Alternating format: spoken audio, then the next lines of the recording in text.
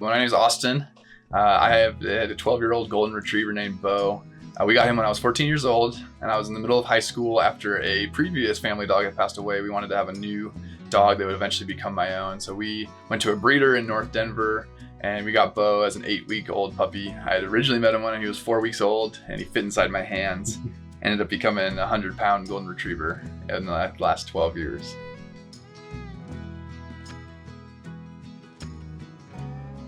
My parents got him to kind of be my own dog. There's some dispute between my sister and I if he was a family dog or my parents got him for me, but we would always do everything together. Every time I went camping and with my friends, or if I went hiking, I would take Bo with me, so he always was comfortable in my car. He left hair everywhere, always. We would just do everything we could together. I would take him to the park, I would take him to class, and then once I went to college, I had even more opportunity to spend time with Bo and doing everything I wanted, including hunting, going on hikes and 14ers, going fishing together, going to class, going to the gym. I would just take Bo everywhere. He was so well behaved that I could just have him off the leash and we would just do whatever we wanted to do because he was so well behaved and so loyal as a friend that we just started making so many different memories together throughout our time.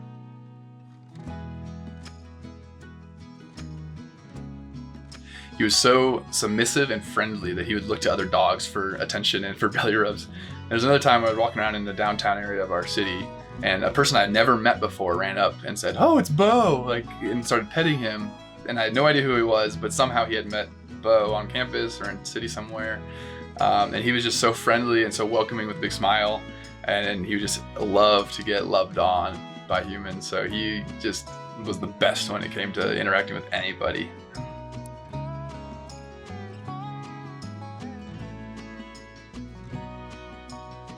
Man, Bo had such a great life. Health-wise, he had some issues throughout his time. He had been hit by a bus. He had ear mites and heat spots. He tore both his ACLs, but he kept recovering from those things. And then about when he was 9.5, he started kind of having a little bit of a limp, a little bit of stiffness in his body, which I had assumed was hip dysplasia. Most Goldens have hip dysplasia, and I just didn't know really.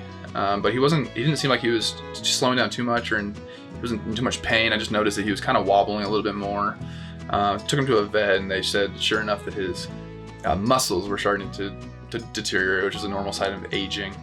And so I started kind of preparing my heart, knowing that he was getting old. He was 9.5, and we had lost our first Golden when he was 9, and so I knew that it might be close to end of life time frame. But he ended up living for 2.5 more years. It wasn't until he was 12.5 that we finally had put him down, and I recognized that I didn't want Bo to pass unexpectedly, and I didn't want him to have a painful exit.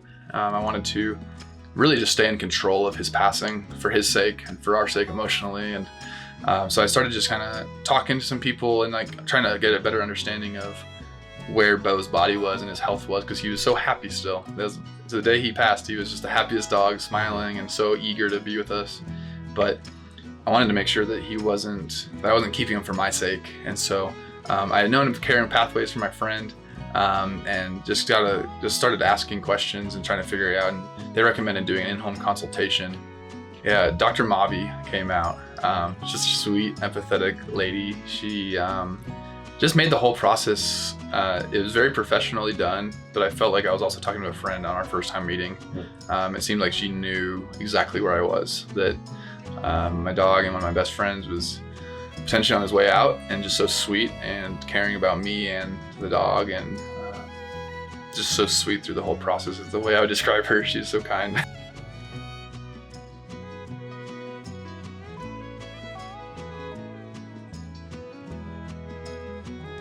We had a consultation, and then 5 days later we had made the decision that it was time for Bo to pass. And she's recommended doing a bucket list of things to do with your dog, which I hadn't even thought of, and I'm very grateful that she recommended, because we had so much fun. We just spent more time together in the house. We would just pet him more and hug him more, and just recognize that he wasn't going to be around much longer. And on the day that the operation was scheduled for, we took him for a walk just down to the river. He loves laying down in the river after a long walk, so we took him over there, and he rolls in the grass and gets all dirty. And my family came up to be there with us, with my wife and I, and so we took him there, and then we went to McDonald's and got a Big Mac, and an ice cream sundae, and we split the Big Mac. I actually put some in my mouth, and he ate the rest of it out of my face, and then he enjoyed an ice cream sundae, and we just loved on him for a few hours. And I'm really grateful we had that time. I hadn't thought of that really, to just do some fun memories together, and it's just fun because we knew it was his time, but we just let him do what he wanted. And then we just spent a couple hours just having him in our arms and just enjoying some memories and time together with my family. It was really, really sweet.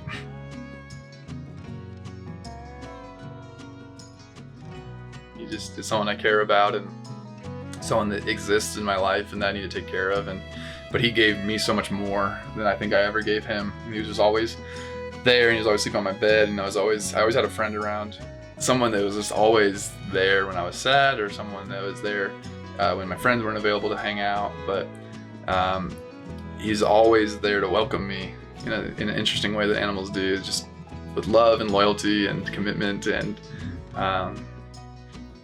yeah, he was just the best at that. He was just the best at loving me regardless of how I'd ever treated him, or he's just always there with grace, I guess, is another way to look at it. He was just a good friend who was always available. Come in. Come. Shut the door. Come in. Shut the door. Good boy. That's a good boy. You're a good boy. Yes, you are. I had such a great experience with Carrying Pathways, even just from the outset. Felt like they had always been sympathetic to the fact that we had a dog passing. They just recommended, like, this is what we would suggest for you based on your current circumstances. And then the in-home consultation was just so peaceful and professional and kind. And it was sad. It was a real realization that my dog's time had come. But even in that, I felt so cared for. I never felt rushed. I never felt pushed. I always felt in control of the situation. And they just thought through everything. They brought packets of like how to mourn, or like what to do next. They have a great keepsake with Bo's paw and a photo on it. And I think just the fact that it was in my own home, it was so nice to be in control of that, and not have to take a dog to a vet who I didn't know. I had already had experience with Dr. Mavi from the week prior, so when she came back, it was like welcoming in a friend.